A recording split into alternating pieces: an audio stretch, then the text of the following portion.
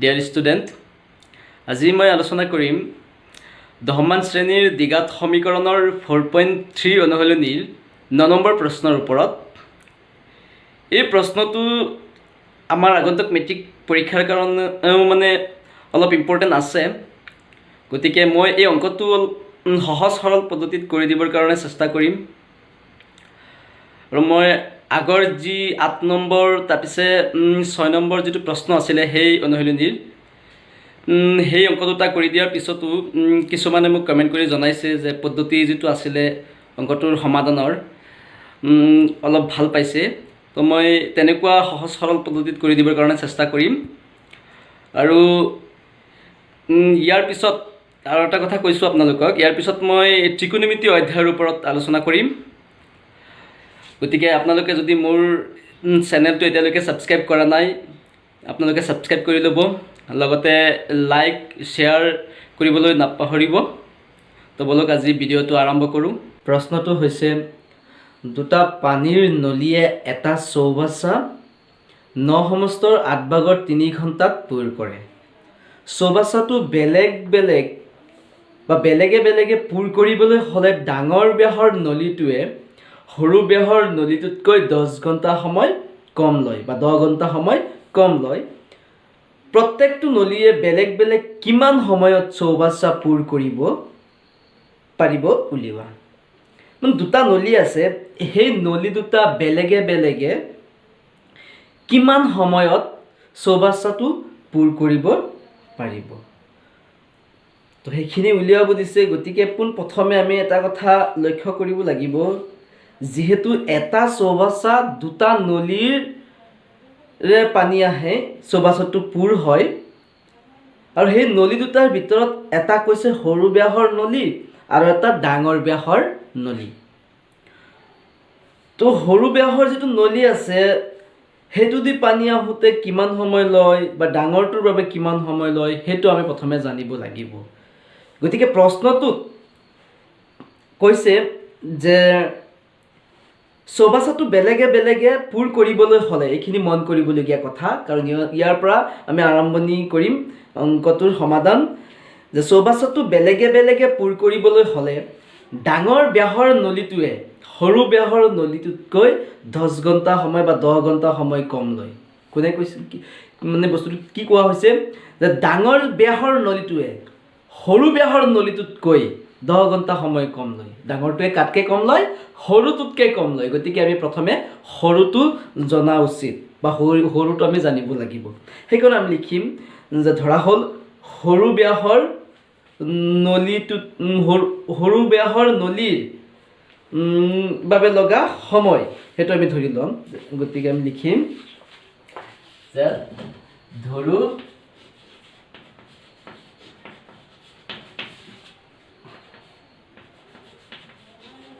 সৰু ব্যাসৰ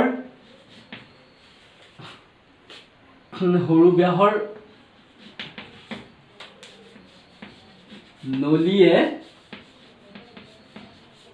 চৌবাচ্চা, শ্বৰ্টকে লিখি ৰাখিছোঁ, সৰু ব্যাসৰ নলীয়ে চৌবাচ্চা পূৰ কৰা সময়,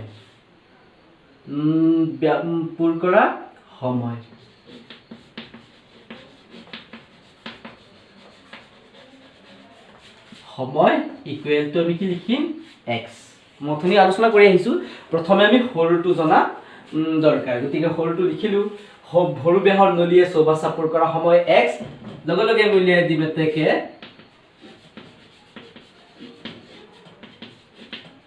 ডাঙৰ ব্যাসৰ নলীয়ে চৌবাচ্চা পূৰ কৰা সময়। প্ৰশ্নত কোৱা হৈছিলে সৰুটোৰ কিমান আছিলে, এক্স। সময়টো কিমান আছিল সৰুটোৰ, এক্স। সৰুটোতকৈ 10 ঘণ্টা সময় কম লয়, মানে আমি বিয়োগ কৰি কিমান দি দিম, 10। তো এইখিনি আমি লিখিব পাৰোঁ, সময় কিমান, ইমান ঘণ্টা, এইটো ঘণ্টা। তো এনেকৈ আমি ডাঙৰ ব্যাসৰ নলীৰে চৌবাচ্চা পূৰ কৰা সময় উলিয়াই দিওঁ। তাৰপিছত এই যে প্ৰশ্নত কৈছিলে যে দুটা পানীৰ নলীয়ে, যেনেকৈ সৰু আৰু ডাঙৰ অথনি আমি লিখিছোঁ, চৌবাচ্চাটো এটা চৌবাচ্চা পূৰ কৰে,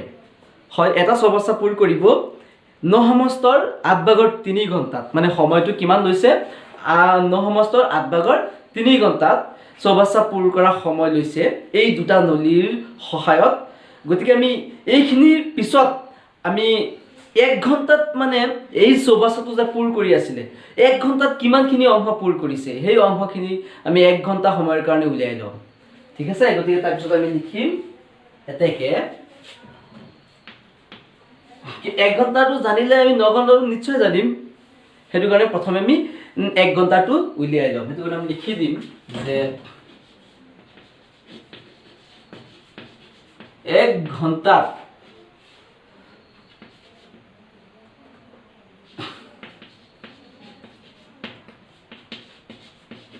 দুয়োটা 1 ঘণ্টাত দুয়োটা বা এনেকে আমি লিখিব পাৰি দুয়োটা বা 1 ঘণ্টাত সৰু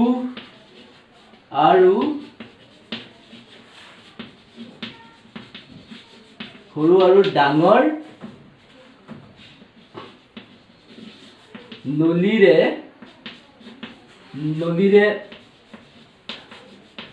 চৌবাচ্চা পূৰ কৰা অংশ ক্ৰমে সৰুটোৰ কিমান হ'ব সৰুটোৰ যেটো সময় আছিলে x গতিকে এটো 1 ঘণ্টাত উলিয়াবলৈ হলে কি হ'ব যেটো মুঠ আছিলে এটো x দি পেলাই একক কি কৰি দিম আমি হৰণ কৰি দিম এটো সৰুটোৰ কাৰণে হ'ব আৰু ডাঙৰটোৰ কিমান আছিলে x - 10 তো 1 ঘণ্টা হৰণ কৰিম x - 10 তো প্ৰতি ঘণ্টাত আমি উলিয়াব পাৰিছো বা 1 ঘণ্টাত সৰু আৰু ডাঙৰ নলীৰে চৌবাচ্চা পূৰ কৰা অংশ ক্ৰমে 1/x আৰু ডাঙৰটোৰ এটো সৰুটোৰ ডাঙৰটোৰ কিমান 1/x - 10 লিখি দিম দিয়াৰ পিছত আমি লিখি দিম প্ৰশ্ন মতে পাতনি দিয়া নিৰ্দেশনা অনুসৰি প্ৰশ্নত কৈছিলে এটা চৌবাচ্চা পূৰ কৰে আমি লিখি দিলো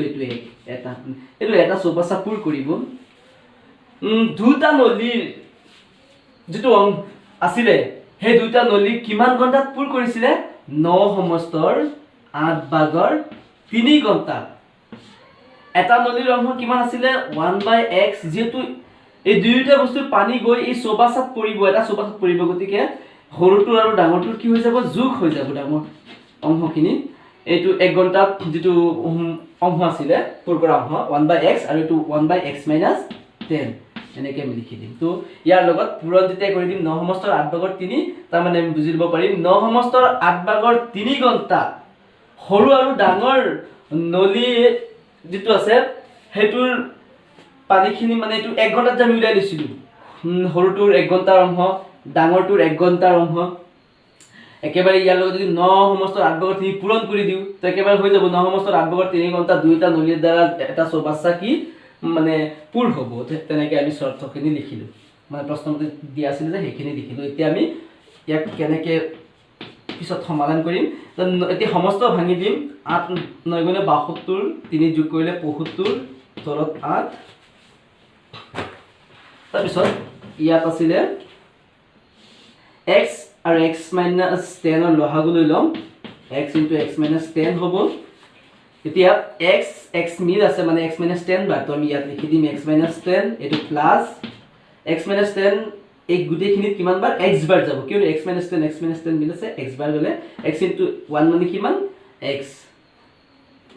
তাৰ পিছত এটো আমি দ্বিতীয় বন্ধনী দিম কিয় প্ৰথম বন্ধনী এটা হল ইয়াত ইকুৱেল টু ইফালে কিমান আছে 1 তাৰ পিছত এটো 75 ডিভাইডেড বাই 8 লিখিলো লিখাৰ পিছত ইয়াত x পূৰণ x মানে x স্কয়াৰ মাইনাস x * 10 মানে 10x আৰু ওপৰত x যোগ কৰিলে 2x আৰু মাইনাস 10 ইফালে ইকুৱেল দি পেলে কিমান আছে 1 তাৰ পিছত আমি কি কৰিম ইমপ্লাইজ if 7 এই গুটেখিনি লগত পূৰণ কৰিম আৰু 8 টো এইখিনি লগত পূৰণ কৰিম কিয়নো পূৰণ হৈ আছে সেইকাৰণে আমি পূৰণ কৰি দিম 75 লগত 2 পূৰণ কৰিলে কিমান হ'ব 150 লগত x 75 লগত 10 পূৰণ কৰিলে 750 তাৰ পিছত তলত কিমান আছে 8 ৰ লগত x স্কয়াৰ পূৰণ কৰিলে 8 ৰ x স্কয়াৰ মাইনাস 8 ৰ লগত 10 পূৰণ কৰিলে 80x এনেকৈ পূৰণ কৰি বহোৱাৰ পিছত ইফালে কিমান আছে 1 আমি এইটো লিখি দিলোঁ তাৰপিছত ইয়াত জেগা নাই গতিকে মই এইখিনিত কৰি দিবলৈ চেষ্টা কৰিছোঁ ইয়াৰ পিছত আমি ক্ৰছ পূৰণ কৰিম ইয়াৰ তলত 1 আছে এই 1 দি পেলাই ইয়াক আৰু এইটো 1 দি পেলাই এইখিনিত পূৰণ কৰি দিম তো 1 পূৰণ এইখিনি মানে 8x² minus 80x আৰু আকৌ এইখিনি 1 দি তলত 1 আছে 1 পূৰণ এইখিনি মানে এইখিনি কিমান 150x minus 750 এতিয়া আমি কি কৰিম এটো 8x² আৰু প্লাসৰ 150 ইফালে আহিলে মাইনাসৰ 150 আৰু মাইনাসৰ আহি মিলি পেলাই কিমান হ'ব দুটা 230 x আৰু মাইনাস 750 ইফালে আহিলে প্লাসৰ কিমান হ'ব গৈ 750 ইফালে কিমান থাকিব 0 এতিয়া এইটো এটা দ্বিঘাত সমীকৰণ হ'ল ইয়াক এতিয়া আমি মধ্য বিভাজন পদ্ধতিৰ সহায়ত ইয়াৰ সমাধান উলিয়াম তো আমি কেনেকৈ উলিয়াম মধ্য বিভাজন পদ্ধতি আমি আগতে শিকি আহিছো মোৰ আগৰ ভিডিও বিলাকত গতিকে মাজত কিমান বনাব লাগে 230 বনাব লাগে তো 230 বনাবলৈ হলে আমি কি কৰিম ইয়াত আছে 8x এটো লিখি দিলু এটো পূৰণ কৰিলে তাৰ পিছত উৎপাদক উলিয়াই যোগ বিয়োগ প্ৰক্ৰিয়া হয় 230 বনাম হেকিন তোমালোকে কৰি লবা আগতে যেহেতু শিকাইছো আগৰ ভিডিও বিলাকত এতিয়া 230ক আমি কেনেকৈ বনাম সেই উৎপাদকৰ সহায় লৈ যে 2 যোগ 30 লগত আছে x প্লাস ইয়াত 750 ইকুৱেল টু 0 ইমপ্লাইজ দি পেলাই এটো 8x² minus 2x minus plus minus 30 লগত কিমান আছে x প্লাস ইয়াত কিমান 750 ইকুৱেল টু 0 ইমপ্লাইজ এতিয়া ইয়াৰ পৰা 8 আৰু এটা x কমন লম তো ইয়াত x থাকিব মাইনাস 8 দুহত কিমান বাৰ যাব 8 20ত 4 বাৰ সৰি 8 20ত 2 বাৰ 8 দুগুণ 16 বাকি থাকিব 4 ইয়াত লগালে 40 40ত 8 কেবাৰ 5 বাৰ আকৌ ইয়াৰ পৰা কমন লম মাইনাস 30 কমন বা 30 কমন যাব প্লাস হৈ যাব 30 কমন গলে ইয়াত x থাকিব প্লাস টু মাইনাস হ'ব আৰু 30 750ত কিমান বাৰ 25 বাৰ 25 বাৰ যাব কেনেকৈ যাব 25ৰ 0 গুণ 0 25ৰ 3 গুণ 75 মানে 25 বাৰ যাব ইকুৱেল টু 0 এতিয়া মিলি যাব যি দুটা হে দুটাৰ পৰা এটা লিখিম x - 25 আৰু কিমান আছে 8x - 30 ইকুৱেল টু 0 তো হেতু আমি হয় বা প্ৰক্ৰিয়াত ভগাই দিম দিয়াৰ পিছত ইয়াত লিখিম হয় x - 25 ইকুৱেল টু এবাৰ হলো লিখিম আৰু বাদ লিখিম 8x - 30 ইকুৱেল টু 0 ইয়াৰ পৰা x ৰ মান উলিয়ালে 25 আৰু ইয়াৰ পৰা যদি আমি x ৰ মান উলিয়াও 8 টো ভগ্নাংশৰ তলত লগত যাব এই হৰত যাব আৰু x ৰ যেটো মান উলিয়াম 8 টো কত যাব হৰত আৰু -32 কত থাকিব লগত থাকিব -30 ইফালে গুচি গলে +30 হ'ব গতিকে x ৰ মান 25 আৰু 30/8 পাইছো এতিয়া যদি আমি x ৰ মান 25 লওঁ তো আমাক যে প্ৰশ্নত উলিয়াব দিছিলে সৰু ব্যাসৰ নলীটোৱে চৌবাচ্চাত পুৰ কৰা সময় কিমান হ'বগৈ x ৰ মান যদি আমি 25 লওঁ তেন্তে হ'বগৈ 25 ঘণ্টা আৰু যদি x ৰ মান 25 লোৱা ডাঙৰ ব্যাসৰ কাৰণে বিচাৰো ডাঙৰ ব্যাসৰ নলীৰ কাৰণে বিচাৰো তেন্তে লিখিম ডাঙৰ ব্যাসৰ নলীয়ে চৌবাচ্চা পুৰ কৰা সময় x ৰ মান আমি কিমান লৈছো 25 ইয়াত 25 লিখি দি পেলাই যদি আমি 10 বিয়োগ কৰি দিও তেন্তে কিমান পাম আমি 15 পাম গতিকে আমি ইয়াৰ পৰা গম পালো সৰু ব্যাসৰ নলীয়ে চৌবাচ্চা পুৰ কৰা সময় 25 ঘণ্টা আৰু ডাঙৰ ব্যাসৰ নলীয়ে চৌবাচ্চা পুৰ কৰা সময় 15 ঘণ্টা তো হেই অৱশেষত এই কথাখিনি তোমালোকে লিখি দিবা মই বুজাই দিছো ঠিক আছে গতিকে অংকটো তোমালোকৰ সাগেন যদি সহজ লাগে আৰু তোমালোকৰ তেতিয়া হলে তোমালোকে মোৰ চেনেলটো তোমালোকে সাবস্ক্ৰাইব কৰি লবা যাতে পৰৱৰ্তী ভিডিও বিলাক পোৱাত তোমালোকৰ সহজ হয় লগতে লাইক কমেন্ট বা শেয়াৰ কৰিবলৈ নাপাহৰিবা ঠিক আছে ধন্যবাদ পৰৱৰ্তী ভিডিওত আকৌ লগ পাম তোমালোকক